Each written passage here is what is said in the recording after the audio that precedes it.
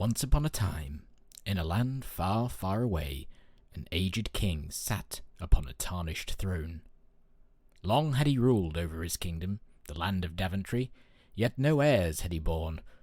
Where once great throngs of courtiers and subjects had filled his halls, now only solitary suits of armour remained, the knights who filled them long departed. Daventry itself had fallen into ruin. Once a thriving and prosperous kingdom full of brave and noble folk, now all that remained was starving peasants, wicked witches, and a kleptomaniacal dwarf. Sensing his end is near, King Edward summons the last and most trusted of his knights, Sir Graham, to his throne room, whereupon he proposes a challenge to the young adventurer.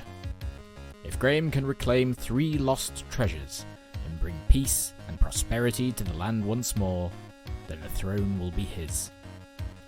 Never one to turn down a challenge, Sir Graham accepts, and so begins a great adventure full of danger and excitement, joy and woe, gnomes and leprechauns. Will Sir Graham succeed in his task? Join us as we embark on King's Quest I, Quest for the Crown.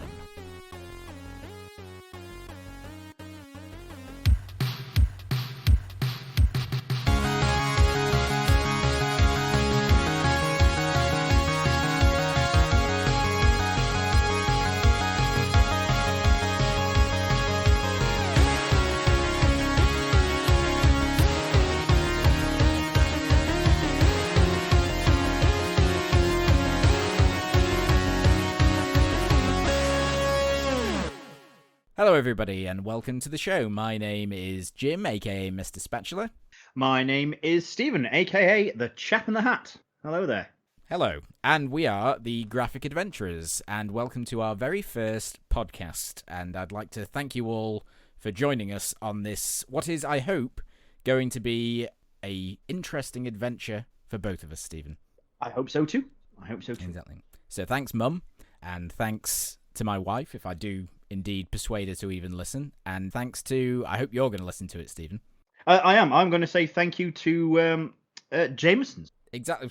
That's product placement. I don't know whether we can get away with that, but I'm sure since we have a grand audience of 3 at the moment that I don't think Jameson's are going to kick up that much of a fuss.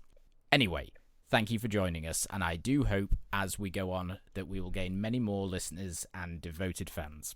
Firstly, I think it's important that we get out of the way exactly what this podcast is about and what we do here. We are a couple of old friends, would you say, Stephen? Less of the old, but we've known each other for a majority of our lives, I would say, at least more than half of it. Yeah, I would agree with that. I mean, you know, our friendship is old rather than we are old. Young at heart. Yes, young at heart. And we have been wanting to do a podcast together for some time now. I've certainly wanting to do something for a while, and we talked to each other about it quite a lot. And since lockdown hit, I think we decided to go ahead with it, didn't we? Yes, do something creative in these turbulent times. Quite. So as our subject, we have chosen something which we both very much enjoyed growing up, which is the world of classic PC gaming. I know you had a PlayStation when you were a wee lad, although I did not have anything except a PC. My parents didn't approve of computers that were purely made for the sake of entertainment. Well, my console was only a tertiary aspect. For I had a Spectrum and an Amiga 500 prior to that, with all floppy disks. Yes, wow. Indeed. Played a lot of old computer games on those. You had a very Bad British boy. childhood then. Absolutely, sir. For our American listeners, if you do not know, a ZX Spectrum was sort of akin to the Commodore 64, but more shit. With the screeching tape, not unlike dial-up internet. Yes, well, it was a bit like dial-up internet, except you also had a monitor on which appeared spasmodic yellow and blue lines going up and down the screen as the logo screen very slowly hoved into view pixel by pixel. I remember my dad showing me a ZX Spectrum when I was younger, and I literally thought, because, you know, you're 5, and, you know, to you, 5 minutes is like a lifetime, so I thought that was the game. I thought that was it. Just watching the lines and hearing the screech. Yeah, slowly see the TV fill up with colour. That's TV was pretty pants then, so yeah, that was quite entertaining. Anyway, we're not a ZX Spectrum podcast. We've somewhat tangented already, which we said we weren't going to do, but never mind. One thing that we both very much enjoyed growing up was playing point-and-click adventures, am I right? Absolutely. Even now, like puzzle-solving games, absolutely love them. Love them. Thinking outside the box, thinking inside the box. Using that moon logic. I certainly grew up on the staples of, I think I was, 5 when we got our first computer in 1990, and one of the very first games that we bought. Actually, I tell a lie. This isn't one of the very first games that we bought, because I remember it was on pirated discs with a poorly photocopied wheel turner thing for the copy protection. Was the original Monkey Island. I would concur with my very first point-and-click adventure was The Secret of Monkey Island, TM. Oh, it was Melly Island, TM. Yes, and that had a big effect on me. I was only 5 or 6, but I do remember running up the phone bill, calling my mate who lived up the street to share tips on what puzzles we'd solved and where we'd gotten stuck. And since then, I grew up on all the LucasArts games, really. We bought pretty much everyone after that. Along with the old Revolution games, the Broken Sword games, they were a big influence as well. So for me, they're a large part of my childhood. They're something I cherish. And I'm somewhat sad that even today, it's not a dead genre, but it's certainly something that's fallen by the wayside, unfortunately, which I think is a shame. It very much had its time, and we are sort of like the generation that encapsulated it. I don't think people have the time nor the patience for puzzle-solving games anymore. No, they don't. And we'll get to that.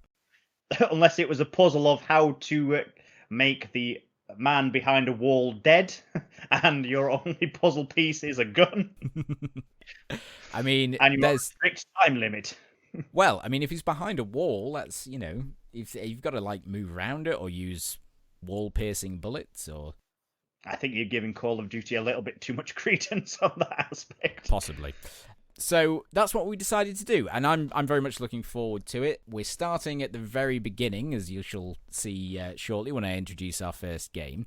But it's a journey which I'm excited to take with you, Stephen, because a lot of these games, either I haven't played them in a very, very long time, or I've never played them at all. So I'm really, really looking forward to rediscovering the old classics and discovering some new ones as well.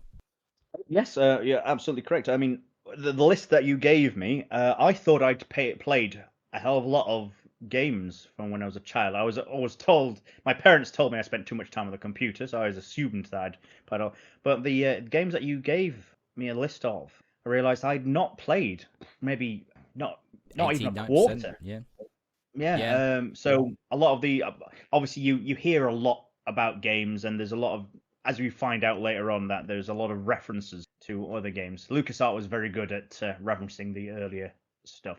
Yes, I completely missed the Sierra piss takes in the original Monkey Island when I played it. I had no idea. It existed at the time. No, we didn't.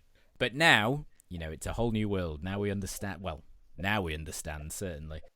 As Aladdin said to Jasmine, a whole new world. Yes. So I didn't get that reference at all. I know what Aladdin is, but you've passed me by there. It's quite all right. Let it go. I'll let it go. That's a complete... I'm not. That's a different... Away from Disney. Move away from Disney. Unlike LucasArts, but no. Very good. Very good. That's our first classic joke of the show. And satire. Exactly. Topical as well. So what we're going to do first today is, before we start talking about the first game we played, which we have uploaded the videos to YouTube, to our YouTube channel at The Graphic Adventurers. And you can see the raw footage of us muddling our way through the first game there. Before we go through that, we're going to just talk a little bit about our experiences of adventure games. We've sort of touched on it slightly already. What we like about them, and some of the things that we don't like about them, or don't like about the ones which are not very good. So, Stephen, would you like to start, or would you like me to talk a little bit about what it is that draws me to adventure games? I can give it a go. No, I suppose. I'm always a fan of like the deep, not necessarily a deep story, but stories are more of a compulsion rather than action. I mean, a good puzzle is also good. What I don't like is the whole aspect of you see, what was that? What thing is that the Resident Evil puzzle solving, which is you need there's a shield hole, you find a shield emblem. I wonder what I need to do here. You find a shield hole-shaped emblem. That's it. You cannot get through this door, the diamond door. You find a diamond key. Ooh, I wonder where I need to go now. Then a monster shoot your face off. I'm sure. Do you know what? We will be doing Resident Evil at some time. I just want to say, we're not going to be. We're going to be sticking to graphic adventures at first, and as we move along and we either run out of them or we fancy broadening our horizons, I think we are going to look into games which I would say capture the spirit of the adventure game rather than necessarily being point and click themselves. I would say, yeah, all the ones that we pretty much grew up playing, which for me was sort of like Half-Life, Deus Ex, Resident Evil, etc. We will get to them, I'm sure, in time, but I think certainly there'll be one-offs. Maybe I think that the adventure game will be our main focus for the podcast. So yeah, for me, the diversity and the variety of stories that you used to get with adventure games were something which I really appreciated, being someone who didn't read enough books. I like to get my stories from my computer games that I played, and they tended to have the best ones. I like the slow pace to them. I like the fact that you can take your time, you're not under pressure, it doesn't take a lot of physical or dexterous Knee-jerk skill. reaction. Exactly, in order to play them. Apart from that broken sword. Don't even start on that. We will get to that. We're going to do a fucking episode on the broken sword on puzzle. That puzzle. Exactly. I'm sure avid adventure game players listening will know what we're talking about. But yeah, I enjoyed the cerebral aspect to it. I enjoyed the fact that you could take your time, that it was based on thinking and puzzle solving, and that you got good stories in there as well. And when voice acting came along as well, adventure games were really the first ones to really take advantage of that. I also found a lot of them have a decent amount of humor in them, some very good humor, as we find later in sort of the game we're going to discuss later on. Even through just simple text, the right sentence at the right time can. I was like, oh, that was very funny. Well done. That was good.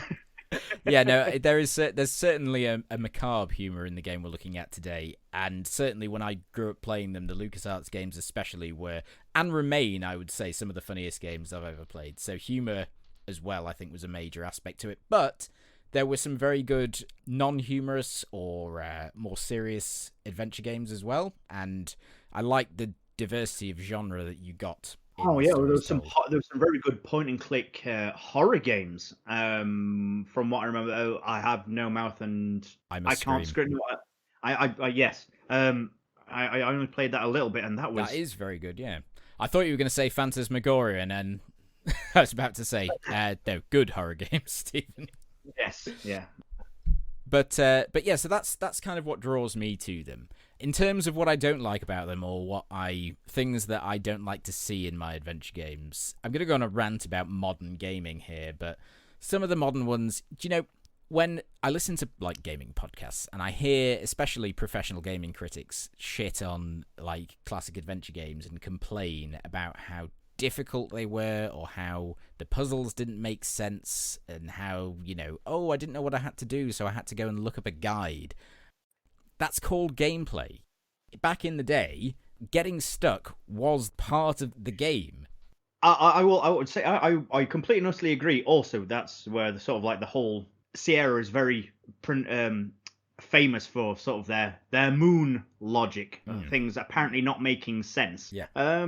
Which I'm really looking forward to having a retrospective look at, to see if it was just us being kids that didn't quite get it, or later you'll find out that some puzzles emulate through, or they ripple through games that come later on, and we'll cover this later on about a particular difficult puzzle. Yes, in the game we are going to look at today.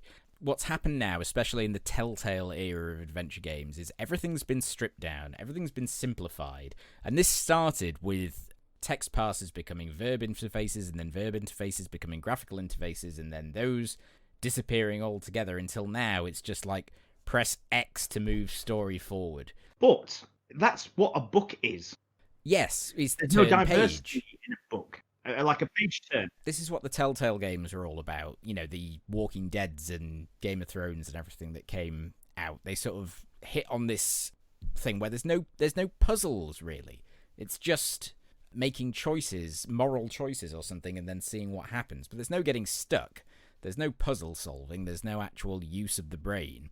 So that annoys me about modern games. And sort of hint systems that they put in games now where you press a button and you can see everything you can interact with on the screen, taking away that pixel hunt joy of it. I'm very much a classic adventure gamer. I like to... Getting stuck is part of the fun, in my opinion. That's as much as I'll say about that. I think that's possibly what's endowed me to constantly look. I mean, a lot of people probably get annoyed at me when I play games because I'll click on and read like the notice boards and I'll look at this and I'll read the emails in something to find out all the depths of, oh, so Sharon and Mr. Johnson had an affair, but that's got nothing to do with the story. In which game did Sharon and Mr. Johnson have an affair? I think it was in Deus Deus Ex Human Revolution. It was like, it's nothing to do with the story. It's just like you read through it, you hack into everybody's emails. But it you could. Realize later on, you might meet Sharon, and then you've got like some blackmail material to get to do what you want. It never happened, but I know it never happened. But I'm saying, you know, you want to check. But that's the sort of stuff I like. I like sort of the world I love that building. too.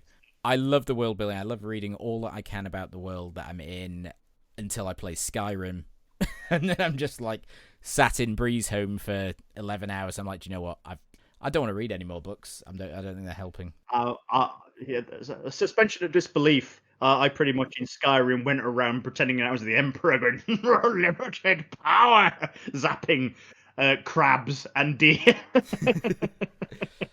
Yes, you were very much a Taking me a mammoth and then it'll splat me on a wall. You enjoyed the open world aspect to it, where you could just go around and do what you want. See, I think that's where we differ slightly, and why I'm drawn to the more narrative games is I like freedom and I like differences in approaches, but I do like to have some sort of a goal. It's like when these games these days, they just plonk you down in this huge world and say, oh, do what you want, and you think, well, don't know really what I want to do. Go have a beer. In that case, you need to manufacture beer. Oh, don't get me started on crafting. Anyway, we're moving away from adventure games now to just my annoyances at games in general. So, having discussed our likes, dislikes, our history with the genre, I think maybe it's time to actually get into the review itself. Yes, let's buckle down to business. Our discussion on the Excellent. game. So, for those of you who haven't worked it out already, the game that we are going to be looking at today is Sierra Online's King's Quest, or as it was redubbed in later versions, King's Quest 1, The Quest for the Crown. This is a game that came out in 1984, and for those of you who were not alive in 1984, which includes both of us, only just... I will allow my colleague here to paint a little picture of what the world was like back then. Right, yes, in 1984, not only did the film 1984 come out, ironic, but you could have enjoyed such delights as the original Ghostbusters, Beverly Hills Cop, Indiana Jones, The Temple of Doom, the Spielberg Gremlins. Oh, classic. Absolutely one of the best Christmas... No, it's not one of the best, but it's definitely up there with Christmas films. Die Hard. Yeah. Neverending Story, Karate Kid, and Romancing the Stone, which is going to be nudge, nudge, wink, wink for the next reference for the next game. So for you Zoomers out there who haven't even heard of the 1980s, these are some cultural touchstones for you to try and get a feel for the era in which this classic emerged. You could have sat watching Ghostbusters at the theatre and had in your Walkman Prince's When Doves Cry, Tina Turner's What's Love Got to Do With It, and Kenny Loggins' Footloose. And I believe the film came out not soon with Kevin Bacon as well. Yes, Kevin Bacon was in Footloose. Also, later on, the end of 1984, Band-Aids, Do They Know It's Christmas? Stomped away with Christmas #1. That was actually the song that was #1 in the UK when I was born. Interesting fact.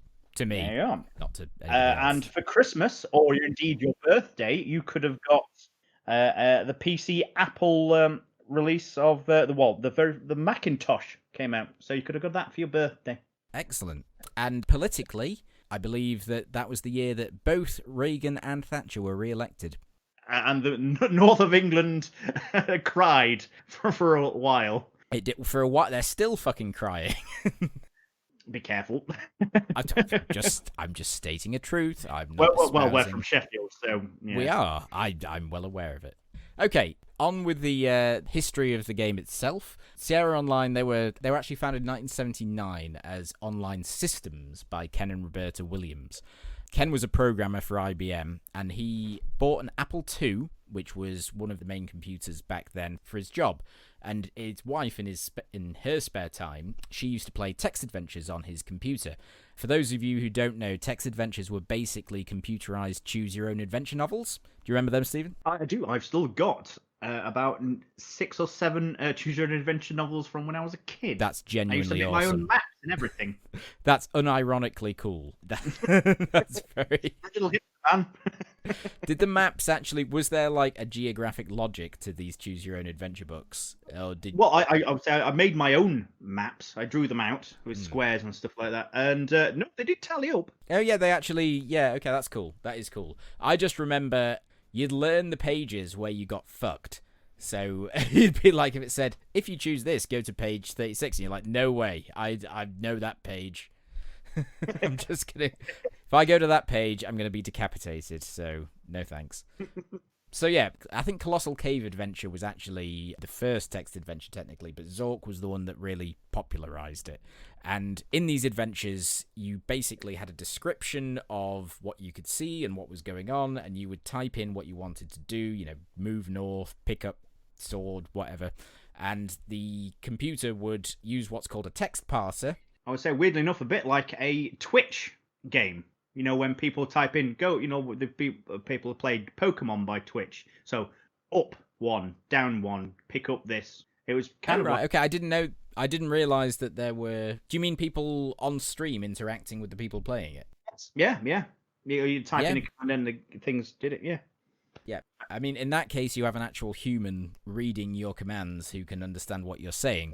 In these cases, back in the 70s, it was a computer trying to figure out exactly the command you were giving it. And it wasn't always the best at it. But this was the system that was used, and this was the system that went into the early graphic adventures which came out. So they still used text commands and text parsers. You had to type in what you wanted to happen.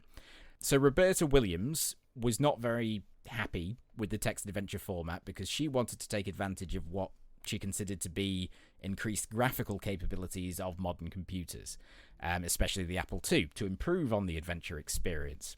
So in 1980, Online Systems, as it was known then, released a game called Mystery House, and this was the first game in Sierra's what's called their high-res adventure series. Somewhat ironic now, that that name for it, because... I would say, well, when you say high-res, are you talking... 4K? IMAX? No. About, 200 by 100 pixels, maybe, at push. I'm not sure exactly of the technical details for Mystery House. But the images that came up on screen were static. There was no animation in them. There was no characters in them. It was basically a line-drawing picture in black and white of what was being described in text. So it was very basic, but it gave the player some pictorial reference in order to understand their environment, which is actually a big thing, because when you read a book or you read a text adventure, 50 different people read it, they'll draw up 50 different ideas in their heads of what the environment looks like and where things are. It was groundbreaking in a way, because you could see the picture and keep things in your mind much more easily. Roberta Williams wrote the script in 3 weeks. She persuaded her husband Ken to develop the game over the next 3 months, and then she would work. Yeah, no, it was quick turnaround back then, not like these days where Duke Nukem Forever took 15 years to develop, I think. Yeah, and then it was shit when it came out. It was a quick turnaround. One of the first signs of the apocalypse. Yeah, and then Half-Life Alyx came out recently, which was one of the next ones, I believe. So Roberta Williams worked on the text and the graphics. Ken Williams used his programming know-how to translate this into a playable game. And the game was a hit. It sold about 15,000 copies, and from that moment on, really, the graphic adventure was born. And over the next 2 years, Online Systems went on to develop more graphic adventures, including Mission Asteroid, Ulysses, and the Golden Fleece, and the Dark Crystal. And crucially, they'd also developed a game called The Wizard and the Princess. This was a game that improved on Mystery House's black and white line art to include full-colour artwork, although this was still static and crude and there were no animations in it. But more importantly, it introduced players to a fantasy world of quests, swords, and sorcery. The subject matter would prove to be a huge hit with players and would inspire the series for which Sierra is best known, and that would be the King's Quest series. Jolly good. I would say, I imagine sort of Dungeons and Dragons came out around that time. I think D&D was sort of 70s, I think, when it came out, when Gary Gygax got all that going. I think there was always that kind of ilk around ever since sort of the Lord of the Rings, but I think Gary Gygax pretty much put some context to it and put some rules and made a game out of it. Yes. I mean, you, Stephen, are very au fait with Dungeons and Dragons. I myself have never played it. So there's going to be moments anyway in which there are references to these things which I don't get. In which case I would very much appreciate your input there. Yes, as soon as if there is a particular reference in that particular arc, and I will most definitely point it out. Yeah. Or make a joke about it and then explain it, therefore defeating the object of it being a joke. Repeat until funny. Rule 6 of comedy. So, in 1982, IBM contacted the now rebranded Sierra Online looking for launch titles to its upcoming PC Junior home computer. And one of the games Sierra developed would be King's Quest, and it would constitute the very first animated graphical adventure. Now, in stark contrast to the 3-month husband and wife effort that Mystery House was, King's Quest was developed not only by Ken and Roberta, but also by 6 full-time programmers, and it took 18 months to complete. Oh, wow. So there's already a ballooning in development time that you can see here in between games that they're doing. They're building up their skills and experience and developing more complex games. I imagine also to make it commercially viable as well, rather than just a thing built in your bedroom. Yes, I would think so. Like this podcast, you mean? Or living. Right, study, you name it. IBM stated in advertisements that King's Quest runs on the IBM PC Junior and makes good use of some of the special PC Junior capabilities with, and I quote, unusually smooth and realistic animation, and an impressive variety of sound effects. A variety would be at least 3? Apparently. A beep, a boop, and a bladoop. Beep. To be fair, you don't need a lot in order to give context of what's going on. You don't. The brain is the best sound card in the world. The mind.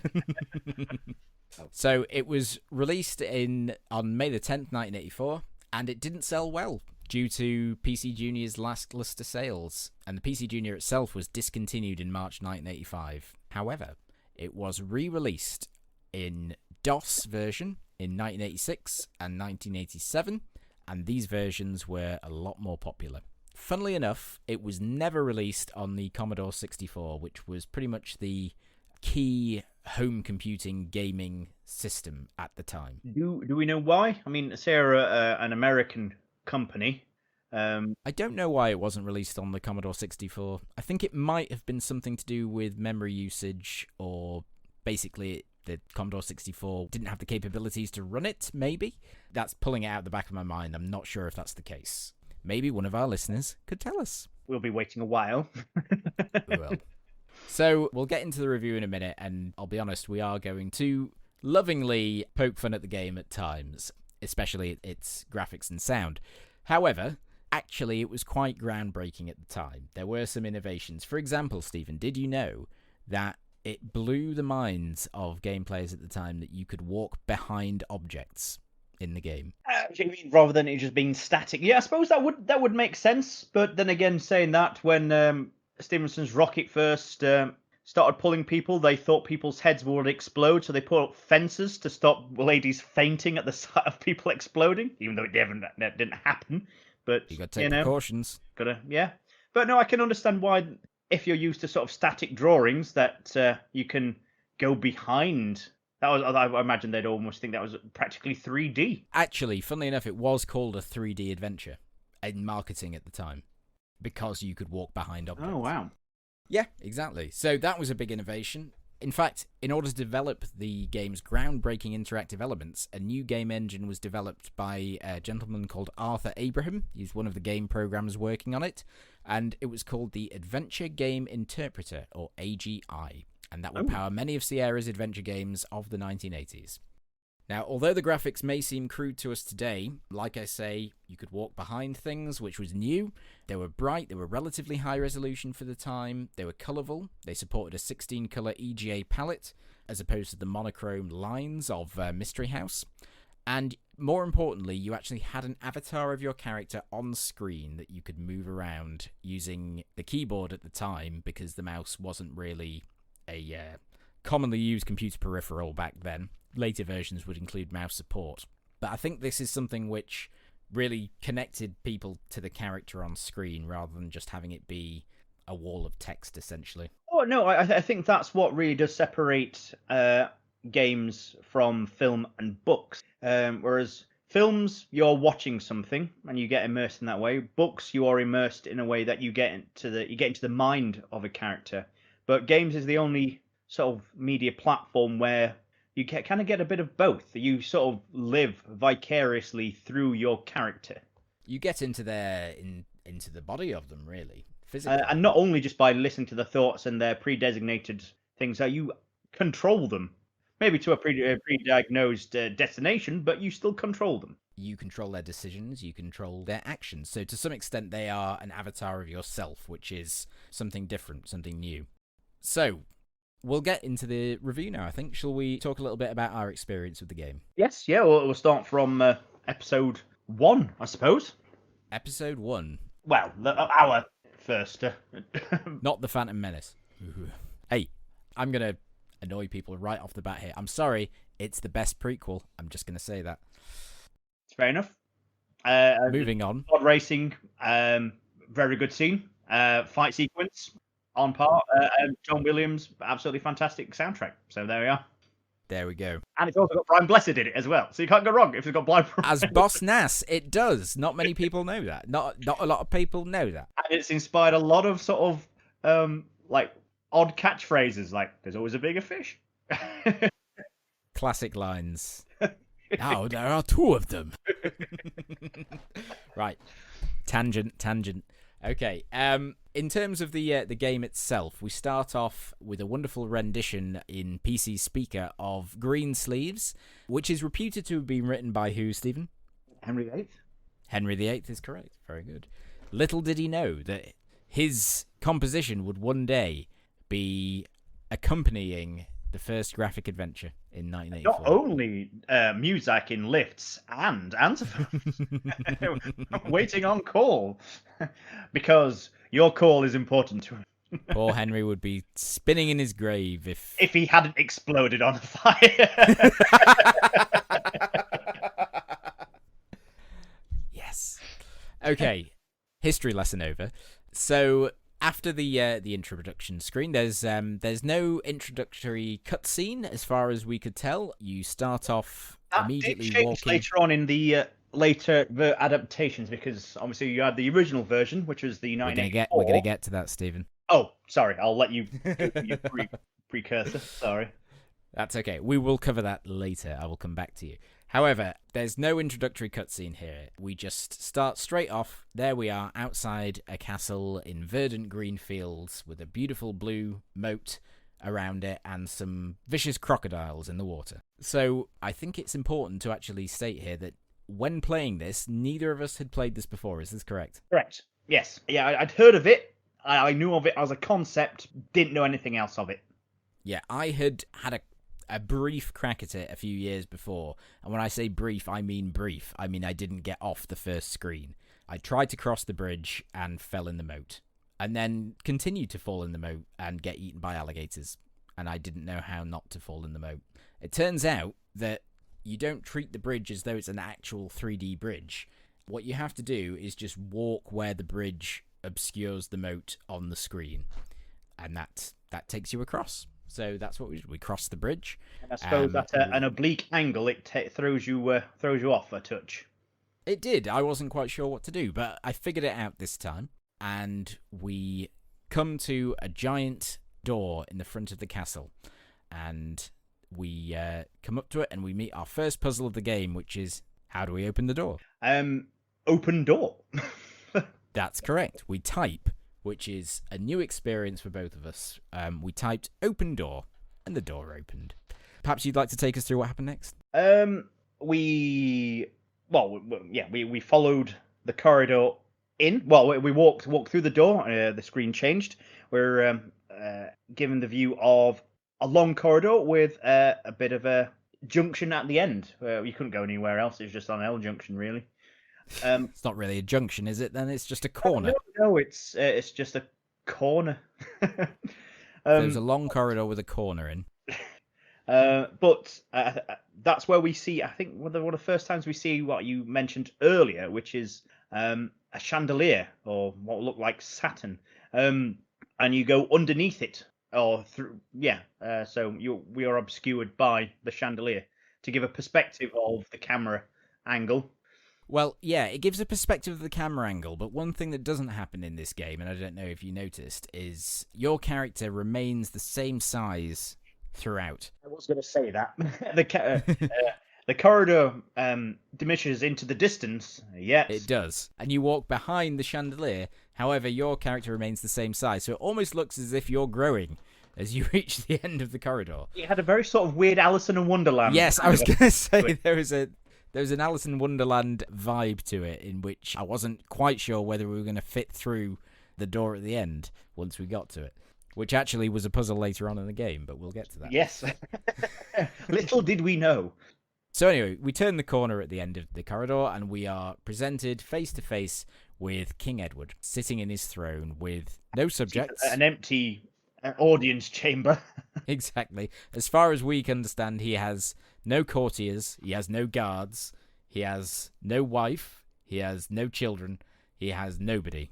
There is you and there is him. And these alligators, but they're outside. And the alligators, yes. And he's got a couple of suits of armour in the corridor prior, but we're not sure whether anyone was in those. Watch the episode, you'll... So anyway, you approach the throne to King Edward, and you talk to him. Well, we did anyway, and he gives you a quest.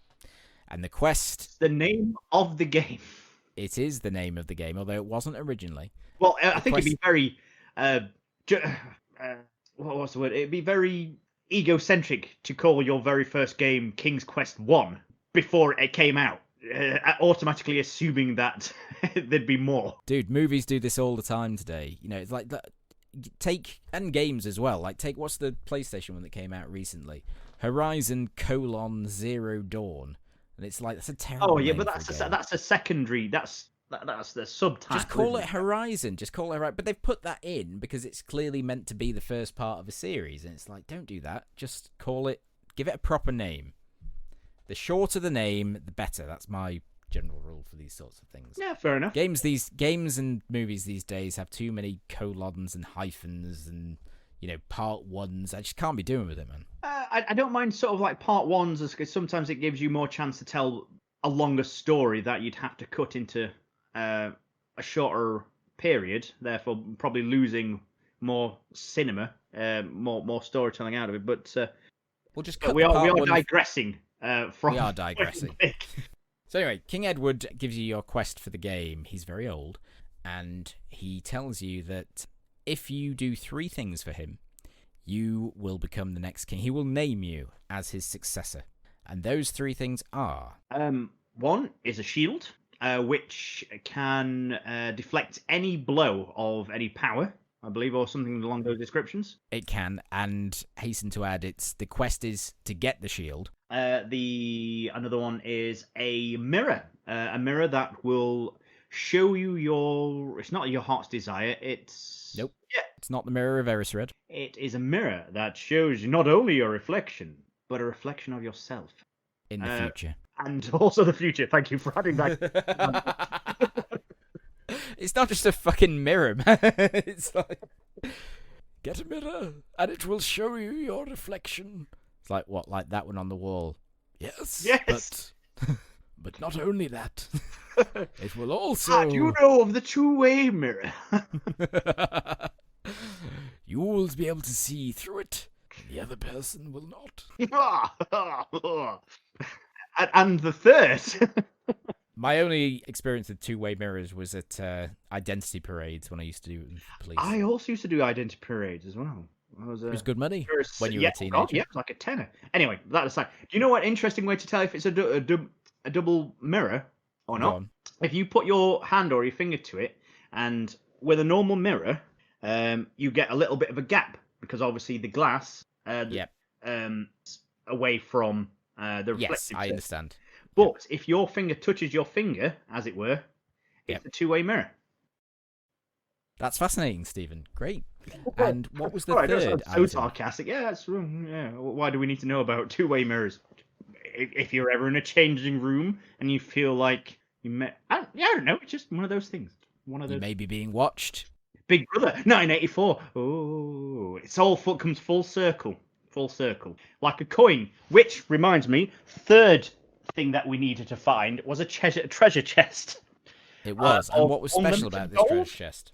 Yes, it's got gold coins in it, and no matter how many gold coins you take out, it will always be full. So these three items are given to us as our quest, and we set off into the wide blue yonder to go and find them. So we will break down our experience of finding these three items and what we needed to do in order to do this. What was the first one that we found? I forget, Stephen. I believe the first one we found was actually the mirror. Yes, it was the mirror. It was the mirror. So, in order to do that, I believe we had to find a well. Correction. We had to find a dagger first. Yes, we did have to find a dagger. Roamed the moors, pushed a rock, initially died. Came back. Came back. Everybody's happy about that. It's because the rock was on a hill and we were stood under it. That was the problem. Yeah, it rolled on us and crushed us. It didn't. The graphics didn't really bring it home to me that the rock was on an incline, but apparently it was. So you have to push the rock from exactly the right angle, and then a hole opens up in the ground, and out comes a beautifully gilded knife. I think it described it as a brass dagger, even though the color of it was more of a silvery color. But I've said this to you before. Yes, I know you colors. Chastised me on the actual game as well. We needed the dagger. Then we roamed after we mapped Daventry. After we mapped Daventry, we found a well. Now there are a couple of ways we could have done this. I don't know if you want me to go. Yeah, that's great. I'll go through it now. Well, I think before we get to the well, one thing to say is that we were taking our time with the game, so to speak. It was taking a long time. The very first time we started playing it, we were basically just wandering aimlessly throughout the land. Had no idea where we were going, just interacting with random stuff. And one thing when we started our second playthrough that really helped is we decided to map it out. Choose your adventure, making your own maps. It's pretty much the thing that you have to do. Exactly, except this time it was my idea, Stephen. It wasn't your idea. I had sticky notes. I don't actually know that is true. You had post-it notes.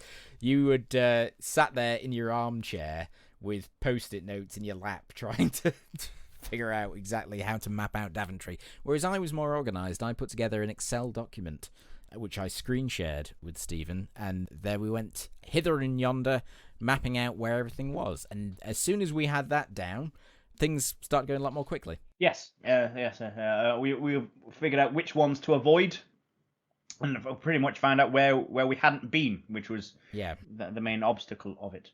Yeah, there were 3 squares on it that had dodgy stuff in it. So what was there? There was the ogre, who was like the fastest ogre you've ever seen in your life. And well, not that anyone's ever seen an ogre in their life, but we set our game speed to fast, so we were pretty fast moving, but this ogre was something else. moved across the screen in a blur and ate your bones. No, it didn't. I think no, it crushed us. I believe. I think it squoze us. Squoze. What, like a Corby trouser press? Yeah. Yeah. So there was the ogre. There was There a was a wolf. There was a was, and there was a sorcerer who we actually defeated later on in the game by sheer chance. And there's also a witch, but we'll get to her. Well, good and well, so she was a good fairy, wasn't she? But no, that's beside the point. But yes, one of the first articles was the mirror. In order to get to it, was down a well, and you could use the dagger to use the handle to raise the bucket of water, cut off the bucket, and then lower the rope down and then climb down. That's how we did it. That is how we did it. What I found out is, after doing a touch of research, what you could have done is just lowered it down and then climbed down. Or jumped in the bucket and it would have run down. Well, funnily enough, I think I did that at one point. Maybe not on the stream, but I think I was messing about at one point. The reason why it wouldn't work is because that's one of the bits that you could remember that it didn't work. Yeah, you climb down and then you just end up sitting in the bucket and there's nothing you can do from there. There are aspects of... Now, this is where Sierra would really bugger you up, which is there are times where you could die or screw up the game and you had no idea. Because you didn't even know that you died. You can cut the rope with a bucket on the end and then you've lost the rope and then you can't proceed. Oh, you can't get down. Yeah, no, I get that, but yes, it's not that you can die and not realise it. Yes, but I want to say it's kind of like a system shock sort of thing. It's a dead end. Yes. Yeah, dead end. So yeah, we were quite lucky with that. In fact, we were very lucky. In fact, we were considerably lucky, luckier than I think is possible with some of the puzzles in this game, but we'll get to that. At this point, anyway, we went down the well and we went into the water, and Stephen had the wonderful idea to dive, as Lord Vulcan would say. Dive, my old man! Dive! Is it Lord Vulcan? I can't remember. Well, I will point out, we are, in the game, we are given, like, walk, jump, crouch, and dive. So obviously if you're treading water, we previously learned how to swim. I forgot about that. So we didn't realize we could swim at first. We walked into the sea and you just thrash about for a few seconds and then drown. But apparently if you type swim, Sir Graham suddenly remembers how to swim. Yes, but you have to do this every Graham, time. Not Greg, as we will call him. I called him Sir Gregory for most of the game, but apparently his name is Sir Graham, I'm reliably informed. So you can type swim and he'll swim, but you have to type swim every single time that you go into the water, which becomes a bit of a pain. But you can also type dive, and most of the time it doesn't do anything. But in this well, it does, and you dive down into the well. It's the only point in the game where you can. It is, and there is, at the bottom of the well, there's a can of Coke and a bottle of something. These are entirely useless, and in fact, probably just are there to distract you to try and make you drown, because we took a look at them and he doesn't want them. You can't pick them up. What you do have to do is head to a hole in the wall at the left-hand side of the screen, and that will take you to the Dragon's Chamber. Yes. And now in the Dragon's Chamber, as you would find out, there is a dragon breathing fire, shimmying up and down. And on one of the walls is a mirror. What a dragon is going to do with a mirror, I don't know. Well, he's certainly not going to look into the future with it. He probably should have seen this coming if that was the case. Yes. Now, how we dealt with this particular problem was we took our dagger that we found under a boulder and we flung it. We yeeted it at said dragon. And we did. You've got to get close enough, though. You can't just yeet it from across the room. It's like, usually in these situations, what we ended up doing was typing in, yeet dagger at dragon. Well, we didn't type that in because I don't think the text parser would have understood the word yeet. I didn't understand the word yeet until we did this podcast together, Stephen. Is this on Urban Dictionary? Is it actually a word? It's what they say. Youth. It's a northern saying. So yeah, type in throw dagger at dragon, but then you got to start walking towards him, and when you get close enough, hit enter. And luckily, if he hasn't breathed fire in your face, you'll kill him. The dagger flies true and strikes him in the heart. He's good at the old dagger flinging, is told Sir Sir Graham. Mr. Graham. I still want to call him Greg. Now, interesting enough, that's not necessarily the way to do it. For some reason, we were the only people who ever did this. We were the only one who ever tried to use the dagger on the dragon. Well, it worked. Is that not so? If you look up the walkthroughs, do they say don't do that? No, the bucket of water that we were wondering what we were supposed to do with, you cut it off the rope, fill it with water, and you throw the water at the dragon. And he gets wet. No, he gets a mouthful of water. He gets all embarrassed, and he embarrassed. Runs away. Yes, he runs away. It's a shy dragon. Well, inside the lair is a massive boulder, which you can get to from the other side, but it says, "Oh, there's a massive boulder." But anyway, when it gets suitably embarrassed and is essentially rendered powerless, it runs away and moves the boulder, so you can exit via. That's how you're supposed to exit. But obviously we picked up the mirror where, because we killed the dragon, he didn't move the boulder. So we went back into the well and jumped up the rope. That's which worked fine. I was convinced we were going to die then. I thought, like, we're not going to be able to get out of this well, are we? All's well that ends well. So, mirror in hand, we march off to glory, and we go to find our next treasure, which in this case was... Oh, I know what it was. It was the shield. No, it wasn't. It was the treasure chest. But on our look... it was the treasure chest. Sorry, yeah. On our looking for roaming around, we found other articles. We bumped into another member of Sir King... What's his name? King Edward's kingdom, which was the elf. If you remember the elf. Yes, I forgot about this. An elf who was pleased to find someone who was as friendly and polite as us, and gave us a magic ring. Well, we were nice to him. We talked to him. Yes. We didn't try and kill him. Gave us a magic ring, which we never used. No, it was one of the many items in the game, which was a SAIP, as it were. What's a SAIP? SAIP. Solve all immediate problems. Right. Okay. And which meant there was a number of those items. A spell, a magic ring, even the dagger was. Okay, so they could all be used in different situations in order to they were a general MacGuffin to get you out of a situation. Okay, so immediately then we can see the puzzle design in this game is somewhat a little bit more crude, or different at least to later games where very specific items and specific combinations of items are planned for specific puzzles. Here it's like, well, you've got these tools, you could use this for that, or you could use that for that. You don't have to. You could do it this way if you wanted. It's different.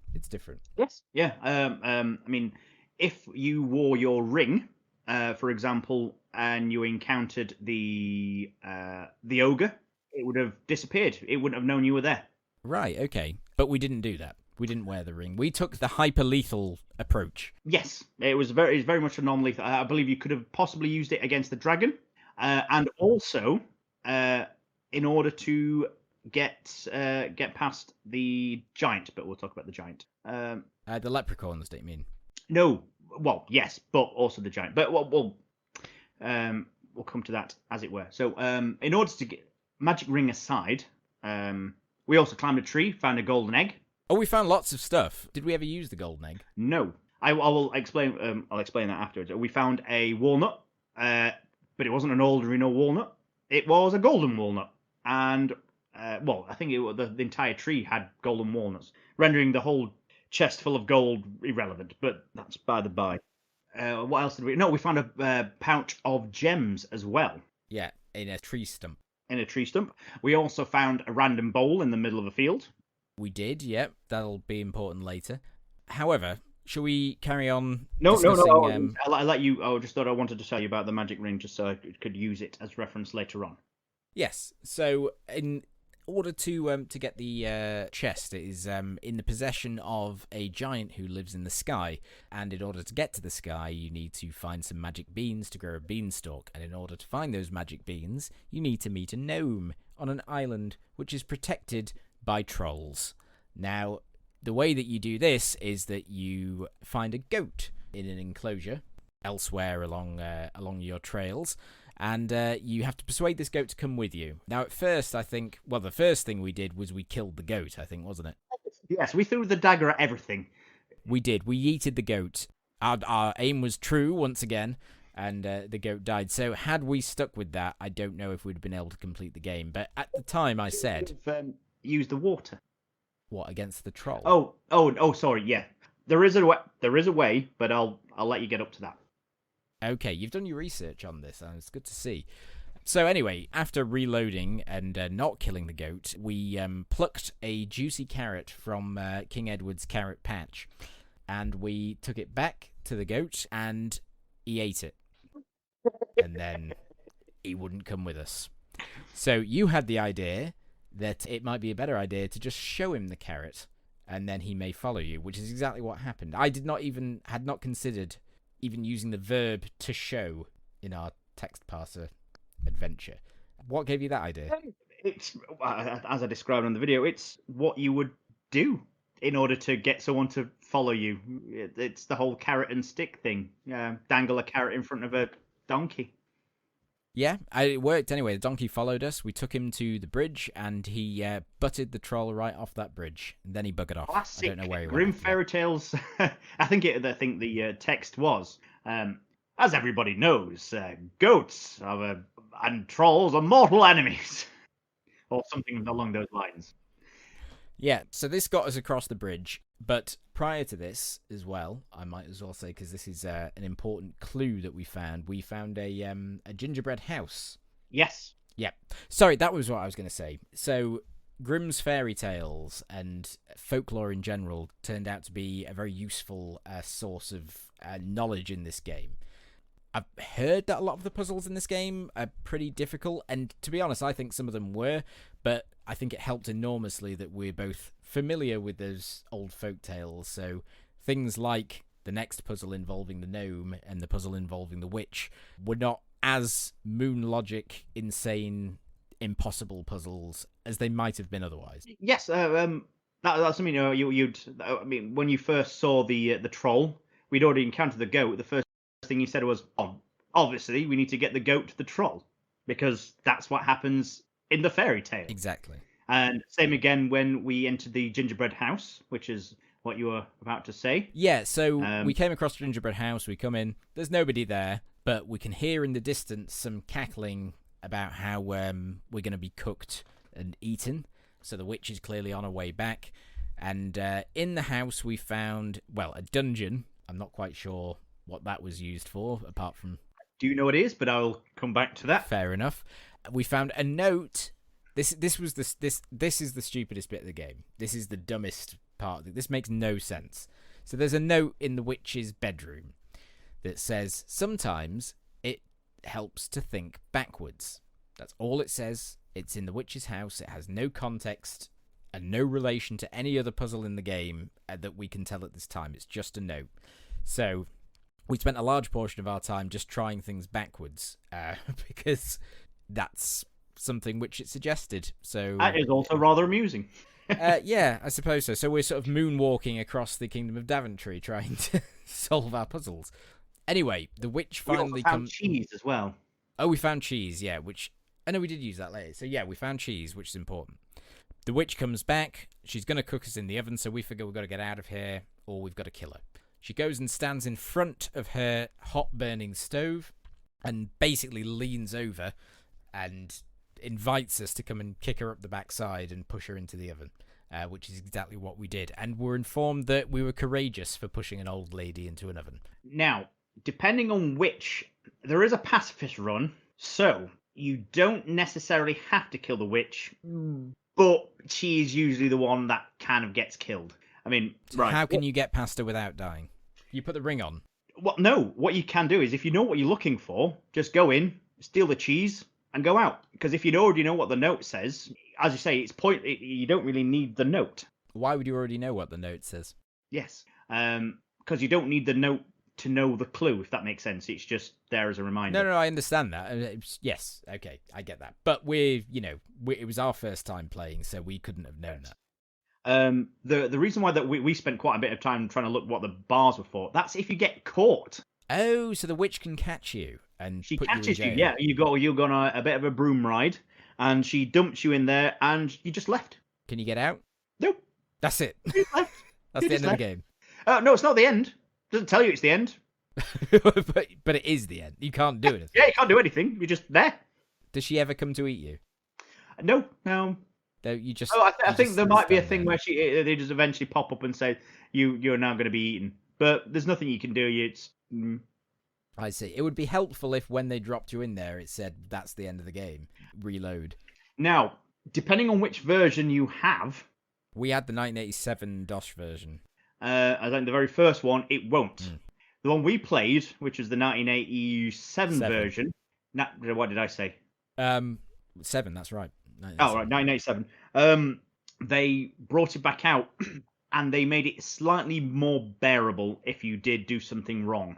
And one of the main things was the secondary, the more difficult puzzle. But I'll get to that when we discuss it. Oh no. That was in the 1990 version. That was in the remake, which we'll get to, because we tried doing that thing. Which anyway, we'll get to it. So once you've got the cheese and you've got the note and you've killed the Wicked Witch, you can exit that and then finally make your way over to the bridge, which the troll is no longer inhabiting. And I will point out if you had killed the goat. yep. You can bribe the troll on a one-off occasion with a pouch of gems. Oh really? Yes. I didn't know that. Oh, okay. Is there a specific occasion which you have to bribe him? No, you can give it one. You can give it once, and you can cross a bridge. Oh, once. but then he comes back. Okay, Yeah. right. Well, hang on. Can you get back over the bridge? I believe you can, but it's one of those things. If you go away and say if you didn't know if you didn't have the note and you went to find that you couldn't get back, and it didn't tell you that, so you were screwed again. Okay, so you get over the bridge. You meet a gnome in a lean-to, which my wife laughed at me because I didn't know what a lean-to was. Apparently, it's some sort of shack. You thought it was his walking stick. wait, yeah. Makes sense. You lean on it, and But when you mentioned it might be the shack, I thought, yeah, I've heard of lean-tos, and when it comes to bars, so I should have. I hadn't heard of them. Anyway, he's in a lean-to, and he's wandering around. One thing that is really annoying: the characters in this game just wander about quite fast and quite annoyingly, and it doesn't allow you to speak to them or interact with them unless you're within a particular distance. So you have to chase them all over the bloody map to try and actually talk to them. So what you end up having to have to do is actually type in talk to whoever and then chase them around the map, and when you get within a hair's breadth of them, press enter. Yeah, just one thing which did annoy me particularly was that. I would say it was only you playing. Obviously, I was helping you with it, but I don't know what the controls were like, so I can see how frustrating that might have been. It was frustrating. Yeah, I was the one in control. You were my man in the van, so to speak. Seat driver. Feeding me clues. So anyway, once you finally manage to catch up with this rather sprightly gnome, he informs you that he has a very important, useful thing that he was going to give you, but he'll only give you it if you can guess his name. So my first reaction to this was, well, this is just stupid. I mean, what, Dave? I've no idea. And then Stephen remembered the fairy tale, didn't you? Well, actually, I was being somewhat sarcastic. I actually said it as a joke. What, Rumpelstiltskin? Because we'd been talking about fairy tales. I was like, ooh, who the hell does he think he is? Rumpelstiltskin. It turned out he was. But it wasn't. It was Rumpelstiltskin's lesser-known Welsh cousin. Anyway. Exactly. So we typed in Rumpelstiltskin, and it gave us something of a clue that we were on the right track by him saying, no, that's not right, but, you're close. So we were like, okay, try spelling it a different way, and that didn't work either. In fact, what was the first thing that we called him? I think old man bastard shenanigans. I can't even remember now. So we only had 3 goes in which to do this. After the 3 goes, he buggers off and gives you a golden key, which in retrospect may have actually been easier. But we're going to stick with this for now. So yes. We reloaded, we went back, we tried Rumpelstiltskin, no luck. And then it came to us, maybe we need to be thinking backwards. So we tried Rumpelstiltskin backwards. Or whatever. Skidder. Nick's whatever. So we tried that, and he says, your thinking is right, but you're not quite there yet. And I'll be honest, I never would have been there. This would not have occurred to me, but Scoutmaster lateral thinker over here. Well, thing is, I was thinking how I thought about it, and I have played a lot of games, and I realised that I've played a Sherlock Holmes game, and I can't remember what it was, but one of the things is a cipher, and it's pretty much the same puzzle where you just, I think they give you a code word, and you pretty much swap the alphabet round. So somewhere in the back of my head, that was there. So all we needed to do was, instead of the word being backwards, it was the letters that were backward. So where you'd have A, you'd transpose that into Z. B would be X. C would be. We get it. Yeah, sorry.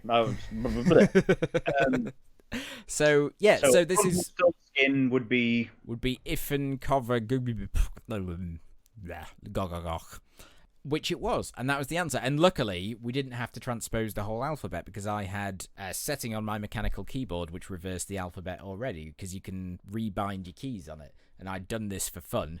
When I first got it a few years ago, I'd made A, Z, and B, Y.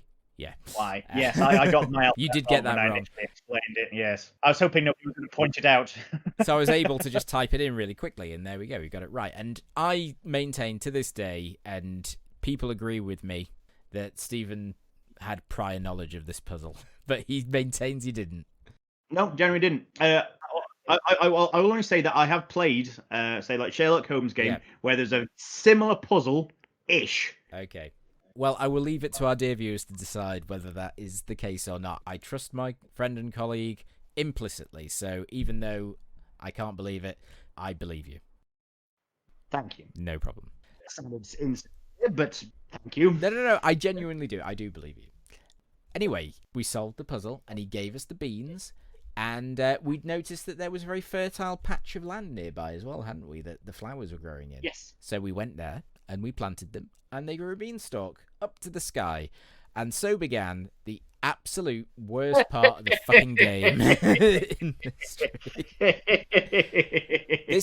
This was just hellish. This was evil. And I can't imagine. If you would... I mean, I'm sorry. Back when this was released on the PC Junior, when it was in 1984, people didn't have hard drives. There was no save space. You had floppy disks that you couldn't write to. So if you died, you had to start the fucking game again. I couldn't believe this. So essentially, there's a beanstalk. It's going up into the sky. There's 3 to 4 screens of it, and it's not so simple. You climb beanstalk, and he hops on at the bottom. So you think, all right, press up. Climbs up, good enough. Next screen, climbs up. Oh, you've made an error or a slight mistake. You fall all the way to the bottom and you die. And there's no clear indication on the beanstalk itself that there's dangerous parts of it. There's parts you can't climb. It's just, the resolution of this game is super low. So it's basically a mess of pixels. And you have to. You were always on that. You were always on the beanstalk. You would understand if maybe you'd moved gone off or gone into the wide blue yonder. But no, I'm always on the beanstalk. It's just there are some pixels which will kill you, and there are some pixels which will not kill you, and you just have to know. I don't know anything about that in my research. It's just everybody's always. It's almost notorious as the Rumpelstiltskin.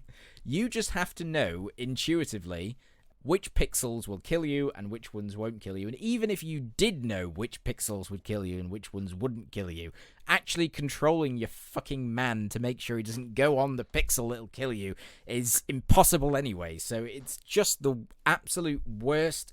It's not even a puzzle. It's just a, sadistic gauntlet. That's things I don't like about point and click adventures, where it kills you for no reason. For clicking in the wrong place. Anyway, eventually we managed to do this, but I had to turn off the actual recording because it took 20 minutes, and I essentially had to go a pixel at a time and save it every single time I got to a new pixel and do it by trial and error. It was just... There's no way that you could have done this. Well, I'm sure some people did, but there's no way you could have done this and remained sane before being able to save every single moment. Awful. You went and got a drink, didn't you? I'm going to go about 3. Oh, God. So anyway, once that particular fun part of the game is over, you ascend to the clouds, to the top of the beanstalk, and you are in Cloudland, where you got to watch your step because you may walk off into the clouds and fall.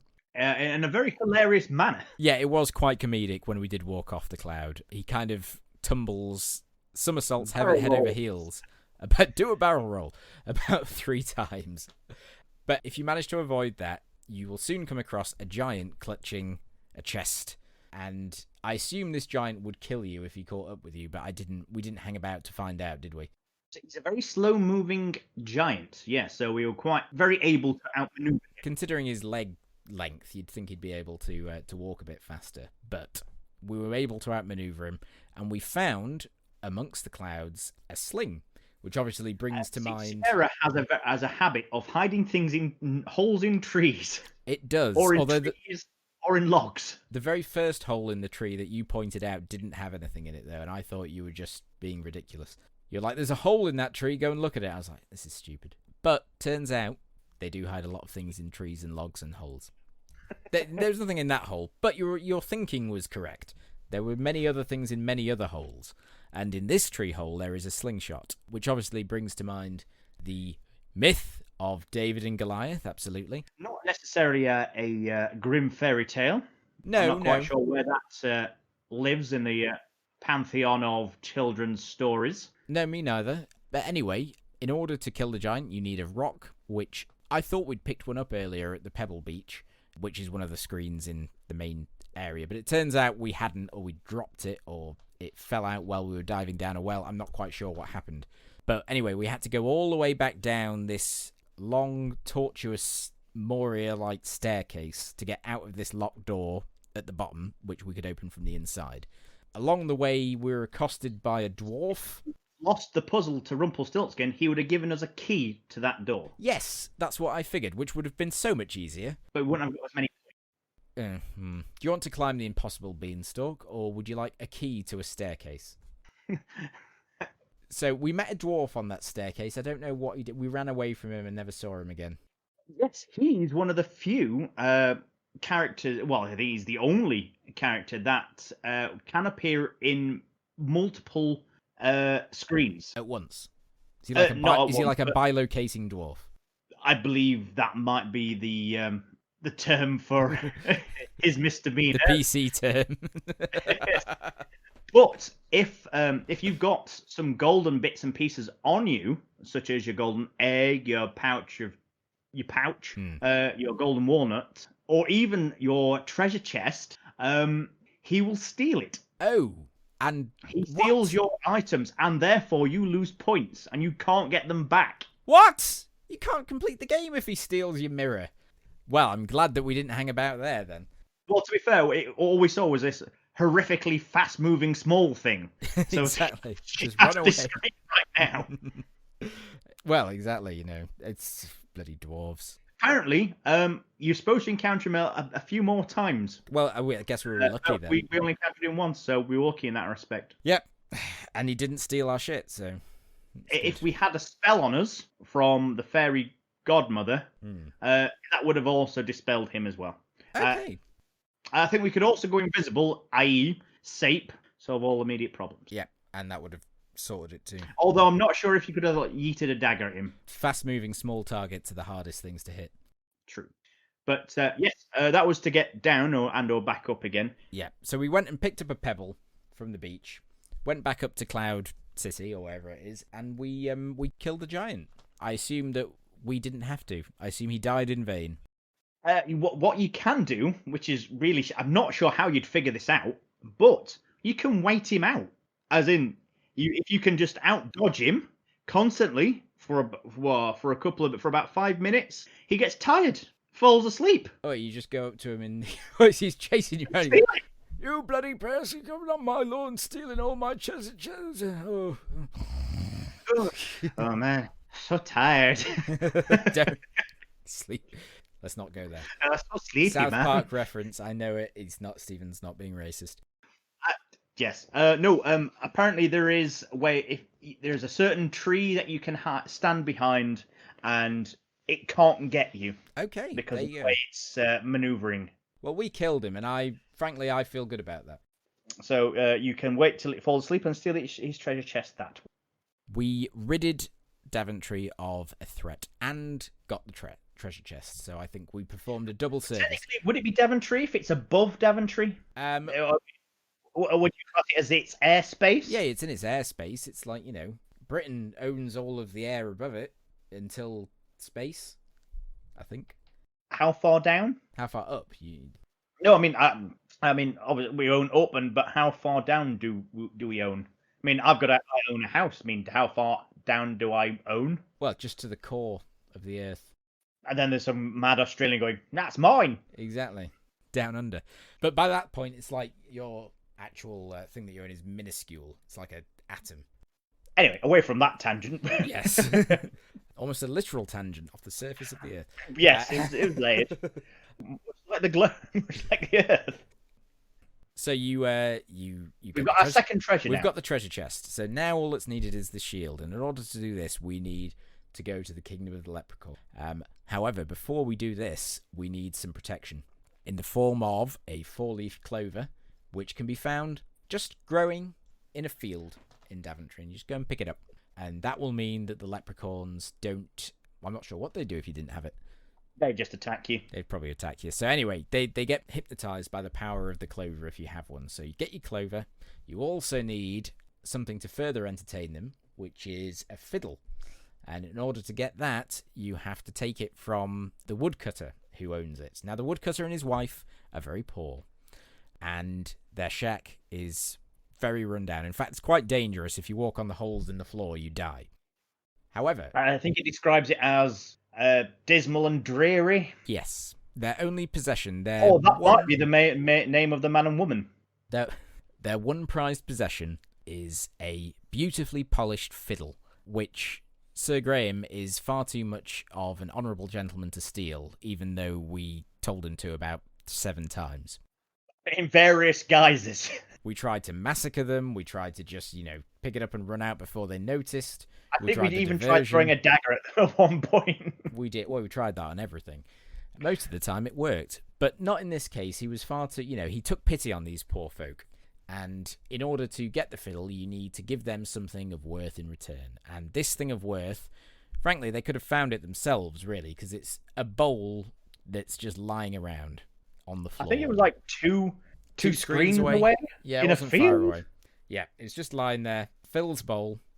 He clearly had it on his lunch. Maybe he'd been cutting the grass or something.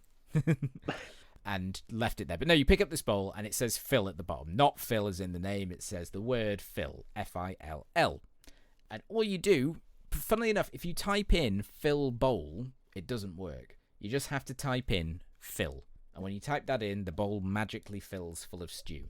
And you take this stew to the woodcutter and his wife, and they're so thrilled that they have a magically filling bowl that they give you their fiddle.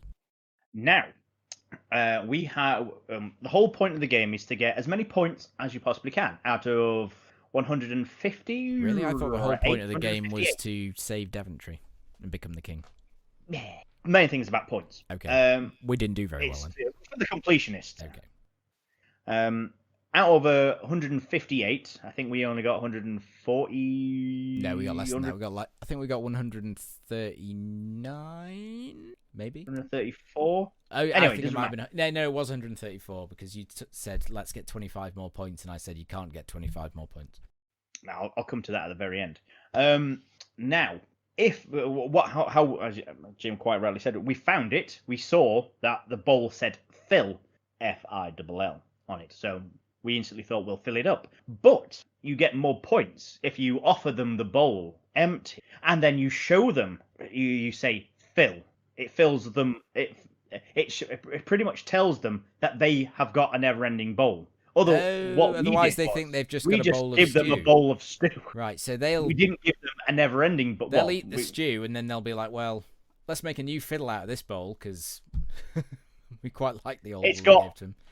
it's got 3 of the letters of fiddle in it. It's very good.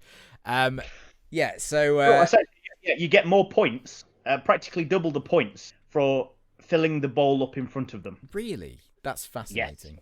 I didn't know that. Yeah, it's like fill a bowl for a man, and he'll eat for a day. Teach a man to fill a bowl magically. Teach a woman to fill, and he'll run off with him. So anyway, they get the bowl and they give you the fiddle in return, and then you need to get to the actual land of the leprechauns. And there's one square on the map which we couldn't get to. It was like blocked off by mountains or by river forks and all sorts of stuff, and we could only see part of what we assumed was this island, which was over the river. There's a mushroom, but we can't get to it because the river's full of rapids. So we need to find a way to get over the obstacles. And I had thought, well, one way we could get there is, I've seen The Hobbit. I know how Frodo and Sam could have actually got to Mount Doom, is they just hop on the back of the eagle. I think we made that joke about 3 or 4 times before we actually tried it. We did, yes. But yeah, so on one of the screens next to the cave that the dragon is inside, there's a friendly bird which comes and flies around a lot and keeps sort of like coming down like it's going to pick you up, but it never fully makes it. And this is the only place in the game, I believe, where you actually are required to actually use your jump function. Would that be correct? Yes, it is. So this is a key in the game, I think it's plus or something like that, which you can press, which actually allows Sir Graham to jump, which is never used anywhere else. But here, if you get in the right position and you time it just right, you can jump up and the bird will catch you and fly off into the wild blue yonder. So when you're flying over in the sky, hang on, why can't he fly you to Cloud Island? Altitude. Fair enough. Yeah, it was a long beanstalk, I have to say. Because everyone knows over 4,000 feet, eagles explode. Which is why they couldn't get to Mount Doom, because it's too high. I don't know. I'll stop asking you these difficult questions. As we're flying over, I said, look around, and I was told that I see nothing special. A magical eagle is flying me in the sky over the kingdom of Daventry. And then he doesn't land, for being a friendly bird, he drops you from quite a height onto this square, and there's a hole in the ground on it. But we knew that just off screen to the left, because of our map, was that mushroom we wanted to investigate, didn't we? Yes. So before we went down knowing the hole, it is the game, it was going to be useful for something. Exactly. So before we went down the hole, we went left and we picked the mushroom up, and then we went down the hole into the land of the leprechauns.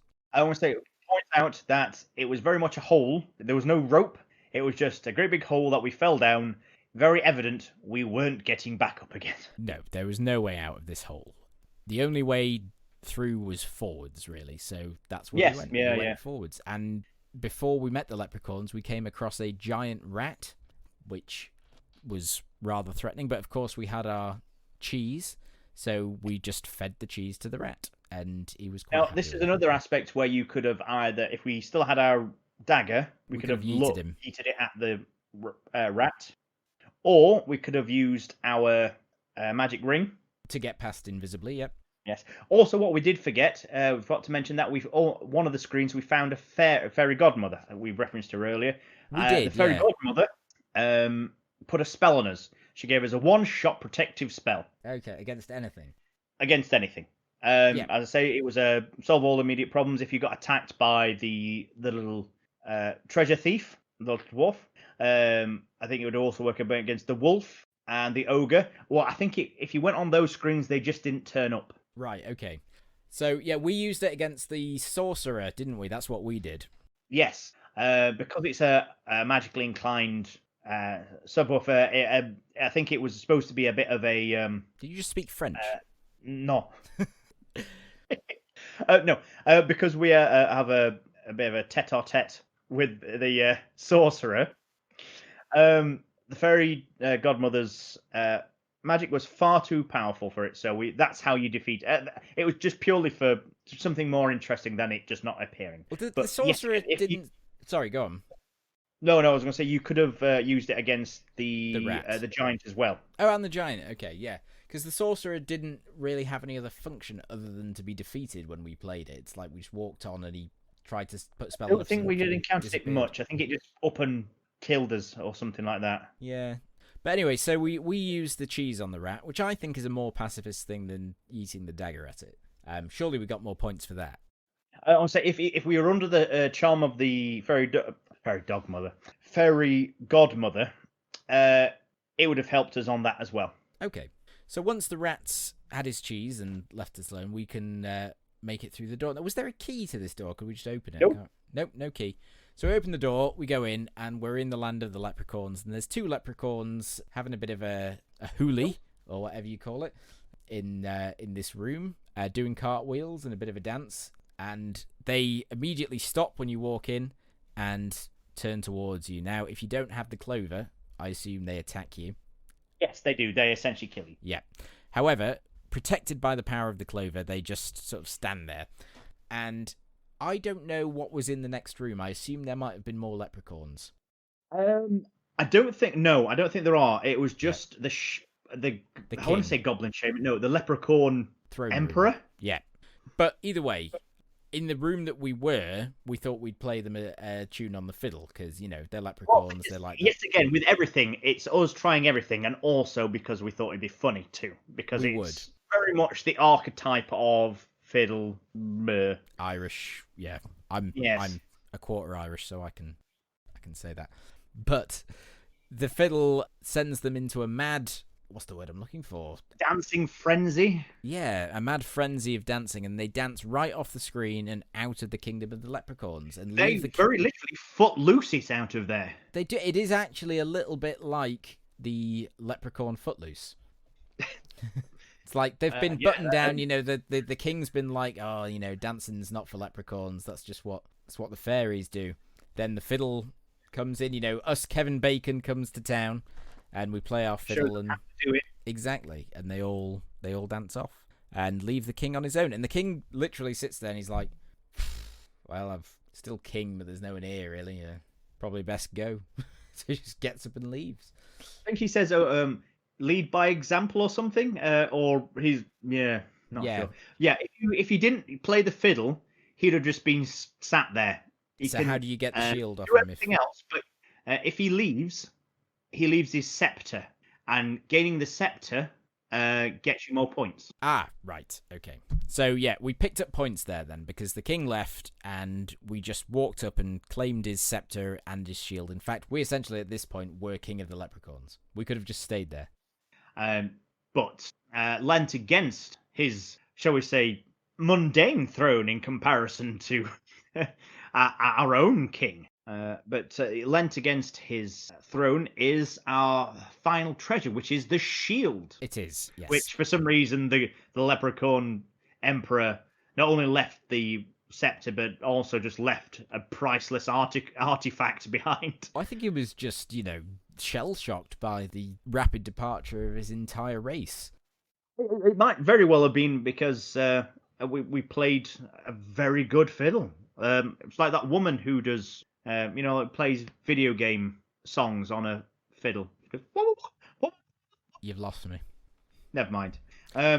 So we have got all our 3 treasures now, so it's time to make our way back to King Edward. However, as we know, there's no way out the way we came in, so we just have to push on forward through another door. And this brings us to a small hole in the wall, which we can't fit through, even if we crouch. Which I thought might be the solution because we hadn't used crouch at all. Don't use crouch in anything else. No, it's not used. It's not there. But anyway, you can't get through this hole. And then you had the Alice in Wonderland idea, didn't you? Yes, but it's as I say, it just seemed quite obvious to me. Yeah. So if you eat the mushroom magically makes you small. But what I did realise, it only makes you small for a very short time. So if we'd have hesitated or dicked around, we'd have got big again. And you can die if you don't get out of the hole. I was going to say, what if you're like halfway through it and then you get big? You get big, but then you are toothpaste. Really? Oh, like when the rock gets you. It just like Yes, goes. you are squoze from the middle. Oh, shit. I'm kind of sad we missed out on that. Anyway, Mm. anyway, we were made very little. We came through. We were made big again, and we made our way back to King Edward, through those double doors, up that corridor, round the bend, and up to his throne. And what we didn't do when we were at his throne was what we should have done the first time, because it would have got us more points. And what was that, Stephen? We should have yielded fealty and bowed our head. We should have. But Sir Graham kneels to nobody, so he is on a quest to become supreme ruler. And he was not disappointed. No, he wasn't disappointed. He's taken on one kingdom. He's taken on the kingdom of the leprechauns and defeated them with the power of the fiddle. He has. And now, yeah, if we'd have bowed, I think we'd have got 6 more points at both ends. And that might have taken us up to 158. However, we did not bow. Can get, I want to say, with all your points, a maximum 159. But it says on the top that it's out of 158. I know. So it's not out of 158. No, you can get extra. That doesn't make sense. Why does it say out of 158 then? Is that an error? Did they make a mistake? No. Or is it just like there's one secret point that you can get? That's it. It's pretty much you can get more points than is normally allocated. Okay. So I've got the point list up here. The thing that do you know what thing we did that got the most points? Was it the dagger? Nope. Killing the dragon? No. Oh, actually, no. Was Well, it climbing the tree? So no, you get 8 points, I think, for each of the key things that you get. So the mirror, chest, and shield. So they're the key things that get you 8 points each. But apart from those things, which we have to do to complete the game, what do you think the highest point score was? The goat troll turmoil. No, it was pushing the witch in the oven. Oh, to be fair, we didn't have to do it, so We did not have that to do makes it. sense. That got you 7 points, and we'd also have got 7 points if we'd have waited for the giant to fall asleep. Oh, right. Which we did not. So that would be the pacifist. Oh no, it wouldn't be the pacifist run. You can't get maximum points on a pacifist run. Why? Because you wouldn't be able to push the witch in the oven. That's true. Yeah. Ooh, Sierra, you tricksy mistress. Now that's a dilemma. But, she's an evil witch. It's fine. It's like the giant's probably just misunderstood. Whereas if you didn't kill the witch, then she would kill other people. So essentially, you would be responsible for murder by acts of omission. Possibly. Think of the children. Sorry, maybe that's the reason why there's nobody else in the kingdom. She's eaten them all. She's eaten them all because no one's dealt with her.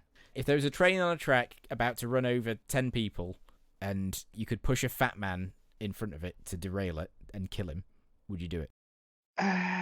Assuming you could push the fat man. I was saying, give it. Leave the fat man. I would get a carrot on a stick. Forklift. Carrot. The carrot would be the stick. Sorry. I'm not the lightest person myself, so I'm in no position to make fun.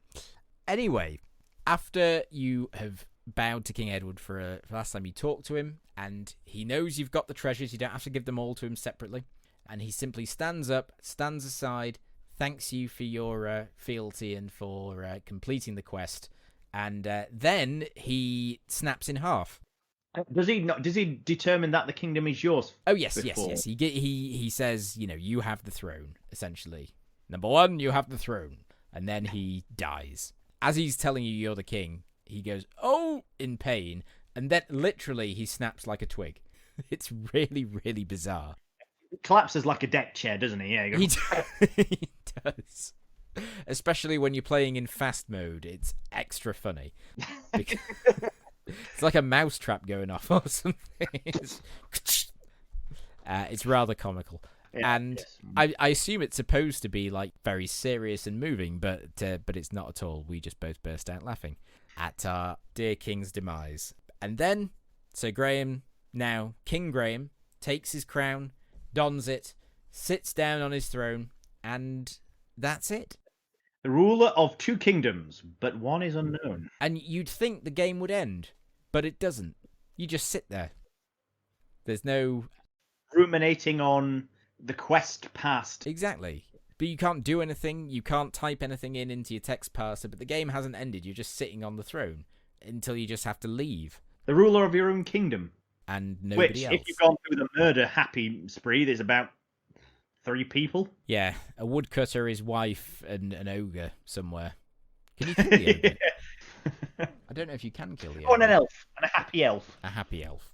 And so, yeah, that's it. That's the game. And what did you think? I really enjoyed. I really enjoyed it. It was simple, but there was some amusing aspects of it. In such as when you type in pick up flowers, or when you're interacting with bits of scenery. I think one of our favourite parts was when we interacted with the rat, and he says, "Oh, the rat has disappeared off. Maybe you should check your fingers to make sure he hasn't eaten any." Oh, yeah, no, that was funny, actually. Maybe you should count your fingers. So I was like, oh, count fingers. Because I thought there's no way this is going to do anything. And it's like, you check your fingers to make sure, and are relieved to find that they're still all present.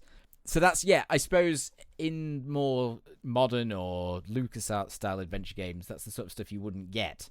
Yes, so that's those little tiny Easter egg things of just looking at the right thing or just typing the right thing at the right time. I like that sort of stuff to gain a response. Yeah, it allows you to be creative with it. Yes. Have a bit of fun and maybe do something, and sort of having that moment of connection where you realise that the developers have thought of the same thing that you thought of and have actually programmed in something there, a little joke for it, is always fun. Yeah, I like that about it. I like it's got something of a macabre sense of humour slightly, just a little bit, just, I don't know whether it was intentional or not, but just like the thank you screen when you die. We at Sierra, thank you for playing King's Quest. Hopefully you won't be, you'll have better luck next time. And the sort of the music when that plays.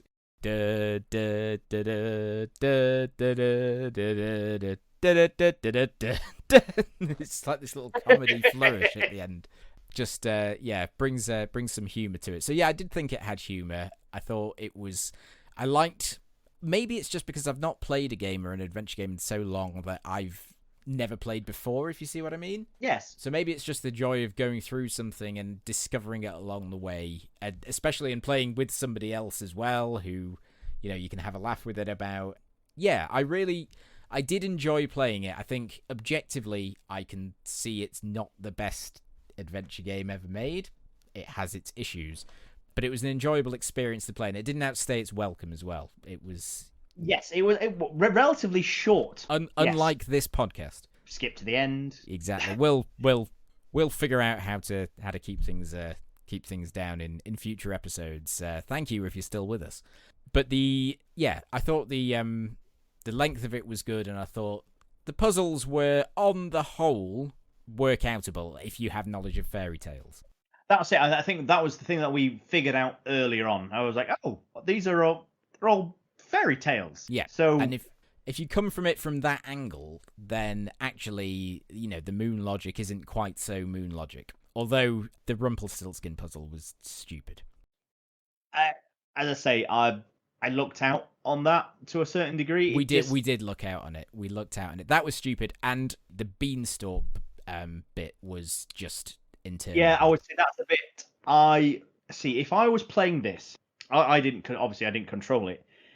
If I had been trying to get up the beanstalk and instantly died, I would automatically assume I wasn't supposed to climb it, or I needed something to climb. Needed something else, like a beanstalk map, crampons or something like that. Crampons. It's not a glacier. It's the sort of thing you'd expect, or you need a rope to tie yourself to it or something to make sure. That I'd been trying to maybe go back to the well. Yeah, try and get the rope, and no, I can see that actually. I stuck with it because I think at first I was like, oh god, but then when I realised I could get past the first bit I was falling at, I was like, oh, maybe it is just luck, and it was. I think we've got a little section that I plan to put in each week about our favourite and our least favourite parts of the game, and I think the beanstalk for me has to be by far the worst part of the game, and not just in my lack of enjoyment of it, but also in I thought it was badly designed. It was not good. not in keeping of the puzzle solving No, because aspect of it's not it. like it's not even keeping in lateral thinking or logical thinking. It's just luck and not very fun. So yeah, I thought that was a poor part of it. Were there any parts you particularly didn't like, Stephen? Um, I'm trying to think. Well, I'd imagine I would have got irritated with the controls. I've got little to no twitch reflex, and having to constantly forward, stop, down, stop, left, stop. Yeah, I didn't realize for like the first 10 minutes that you could stop walking by pressing the same key again. So I just kept having to turn round and sort of do this weird shimmy back and forth when I wanted to be stationary, or walk into something which would make me stop, like a tree. Yeah, I suppose also figuring out what you could interact with and could. I suppose that's part of the fun as well. That is, see, I think that is part of the fun of it. And I think that's a thing that lots of people complain about these days. You know, they're like, oh, I didn't know what I had to hunt for pixels. I didn't know what I was looking at. It's like, I think, especially for this, it's not how I grew up with adventure games where you could move your cursor over stuff and look what it was. So there is a slight annoyance to it. But I kind of, after a while, I started to enjoy the fact of sort of checking to see what I could interact with, look around, look at grass. So I suppose the other aspect is it's an American game. What do they call? Like I think we were looking at a cupboard or a cabinet. I was like, Oh, is it? yeah, yeah. Does it recognize cabinet? Does it recognize cupboard? Does it food hole? Drawer? But yeah, like trying to pick out and trying sort of like weird, crazy things, which sometimes got a humorous response. I thought was part of the fun of it. So I enjoyed it. I mean, it was not amazing, but I thought it was better than I thought it was going to be. I'll be honest. Yeah, I wasn't quite sure what I was expecting, but I was expecting it to be like a 10-episode series where we were just wandering around for 5 of them, not knowing what to do. well, this is the first one, so God knows what the What the others others are are like. going to be like. No, maybe we did luck out. But yeah, on the whole, I think it's I a thought it was solid pretty good. start. Definitely a solid start to the King Quest saga. I would agree. Good. So, just a couple of things before we finish. There were some other versions of the game which came out, which I know you were talking about earlier. Please feel free to interject at the appropriate time. So, firstly, there were some DOS versions which were released in 86 and 87, which made some minor updates to the game, although they weren't really overhauls, so to speak. It just added things like mouse support, I believe, and updated graphics, allowing the full 16 color palette, things like that. The first major overhaul actually came out in 1989 for the Sega Master System. I will interject this with the 1987 version, which DOS is where version, with the Rumpelstiltskin. Before, there wasn't a key. You just had to get it. Oh, really? I didn't know that. Okay, right. So that in makes more 1987, they sense. realised that puzzle was far too hard. So if you failed it, you got a key. Okay, so what they should have done is made it that if you succeeded, you got a key, and if you failed it, you got the beans. That would have been easier. That would have been better. Because I think the beanstalk was way too hard. Well, we instantly saw the beanstalk when we got a beans. We found fertile soil earlier. It wasn't even. It was climbing the beanstalk that was the difficult bit. Yeah. So in 1989, Sega Master System released a version of it on its own engine with a LucasArts style verb interface. So not the text stuff, obviously, because that would be very difficult to do on a Sega controller. It shares puzzles and points with the original, but there are some slight changes. For example, the boulder. So if you played the original before, this will annoy you because the boulder rolls a different way in the Sega Master System version. Direction, because it rolled down on us. It did. I'm not sure which way it rolls, but it rolls a different way, either up or to the side. In the Master System version, you can also pick up a 3-leafed clover, which you can't do in the original version. Is that in conjunction with the 4-leaf? I'm not sure. Wait, I think you can just pick up a 3-leaf clover and then it doesn't do anything when you get to the leprechauns. I would have thought, you know what? That's kind of clever if you think about it, because if you're wandering into a patch and never played it before, you pick up a 3-leaf clover, you think you found something. Exactly. Whereas actually, you need to. Whereas you have to actually look at the 4-leaf clover and pick up the right one. So I think they should have kept that. I think that's a good addition. I think it's good. Yeah.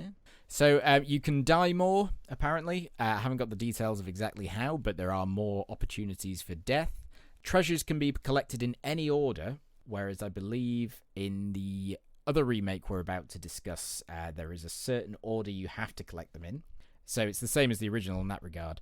And the most annoying thing about it is it doesn't have saves, but what it does have are passwords, which you would enter to get to certain levels. And these passwords are like 32 characters long. What? I imagine they're not even words, are they? It's just like No. It's just exactly, and that'd be like an eighth of it.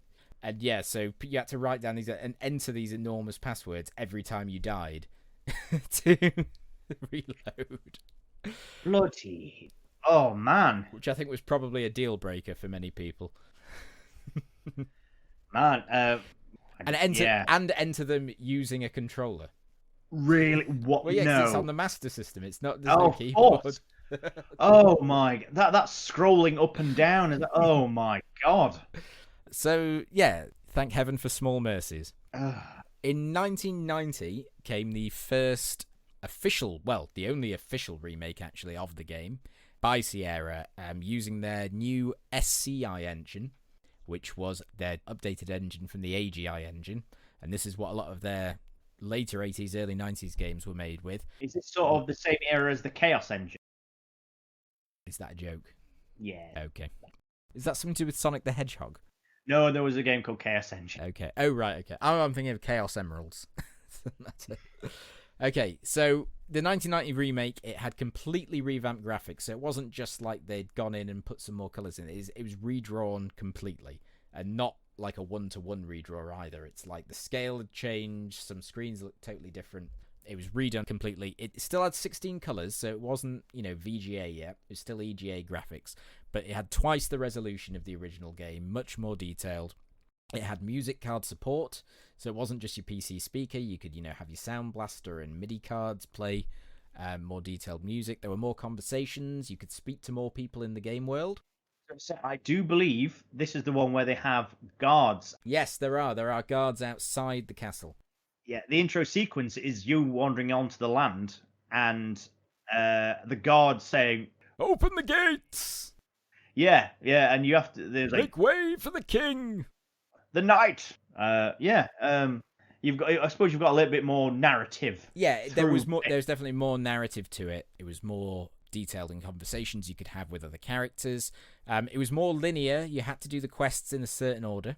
I'm not sure what order that was, but you did have to do them in a set order. Some items had changed, some locations had changed slightly, but ultimately the puzzles were mostly similar. So, for example, it wasn't like stairs up to the Cloud Kingdom. It was like gangways or something really weird like that. Okay. Yeah, they changed a few locations quite significantly. And then finally, in 2001, there was a fan remake by a company called AGD, and this had full VGA graphics, no text parser whatsoever. It was done via King's Quest V graphical interface. It had full speech, including Josh Mandel, who was the voice of King Graham in King's Quest V. And they got him back to do the fan remake of King's Quest. That means nothing to me, but okay. I'm sure it will do when we get to King's Quest V. He's the guy who does the voice of King Graham in King's Quest V. So there you are.